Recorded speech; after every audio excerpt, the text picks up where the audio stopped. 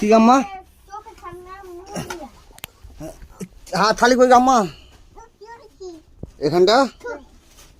আচ্ছা ঠিক আছে, বসো তুমি বসো। ওইটা আমার থালি।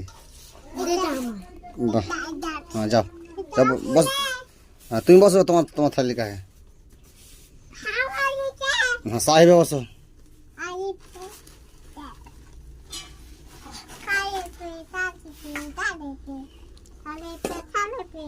সাহেবে বসতে হবে।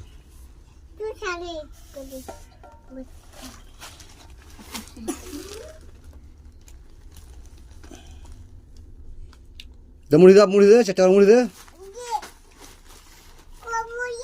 ওই তো মুড়ি।